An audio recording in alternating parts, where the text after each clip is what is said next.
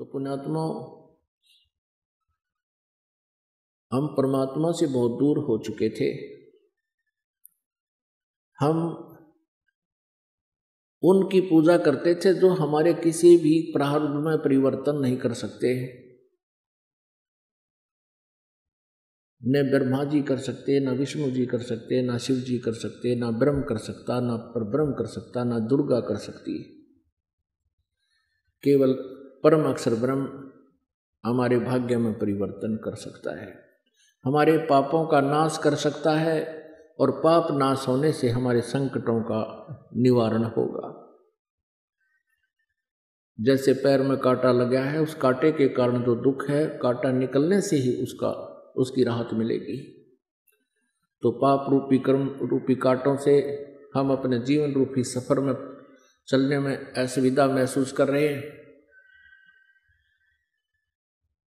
अब परमात्मा कबीर परमेश्वर जी की रजा से हमारे ये कांटे निकलेंगे और फिर हम अपने जीवन रूपी सफर में आसानी से सुविधा से चलेंगे।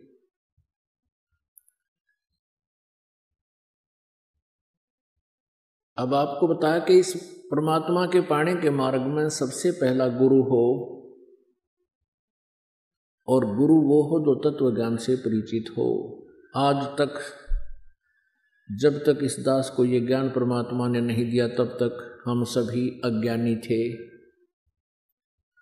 इस दास के ऊपर कृपा की परमेश्वर ने, और 600 वर्ष पहले बता दिया था कि जब कलयुग लगभग 5500 वर्ष बीत जाएंगे, तब इस ज्ञान के प्रचार करने वाला महापुरुष आएगा। यानी वो तो महान आत्मा है, परमात्मा तो महान है, महान को महान ही नजर आते हैं सभी, लेकिन उस परमेश्वर ने अपने इस दास को आज भेज दिया आपके पास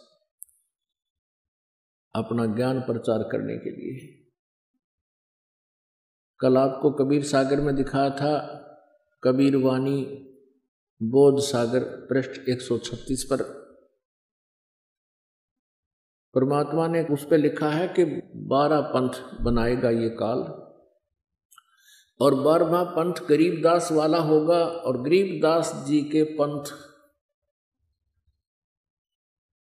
में मेरी महिमा की वाणी उजागर होगी।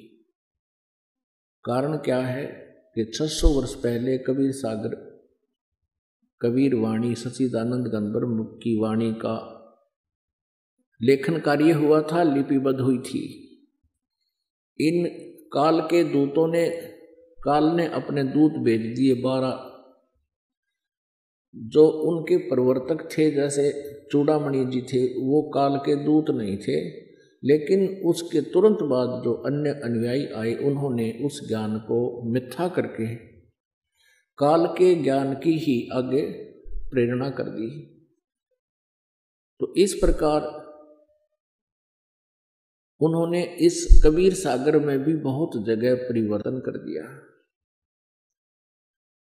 कबीर सागर के शोधकर्ता ने लिखा है कि मेरे पास अनुराग सागर की एक कम से कम 46 प्रतियां रखी। 46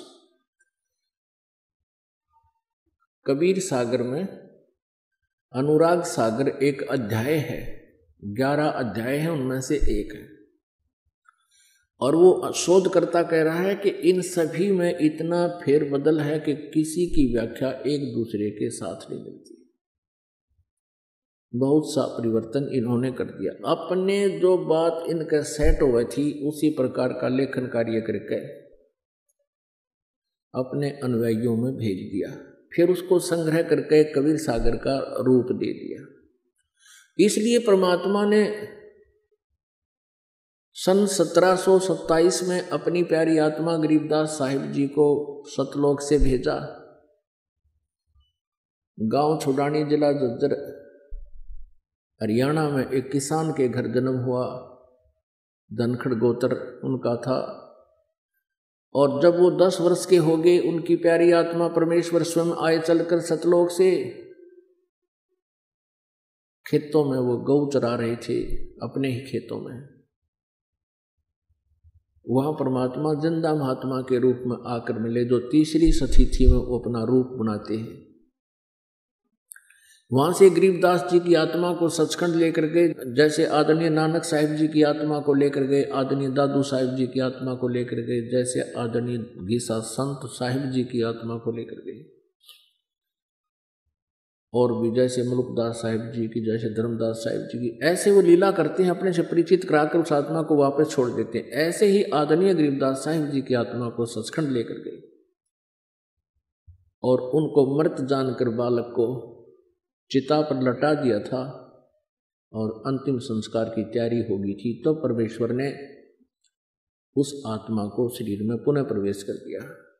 उसके बाद गरीबदास साहिब जी के अंतःकरण में परमात्मा ने जो अपना तत्व ज्ञान डाल दिया था, उनका ज्ञान योग खोल दिया था, फिर वो उस अमृत वाणी का उच्चारण करने लगे।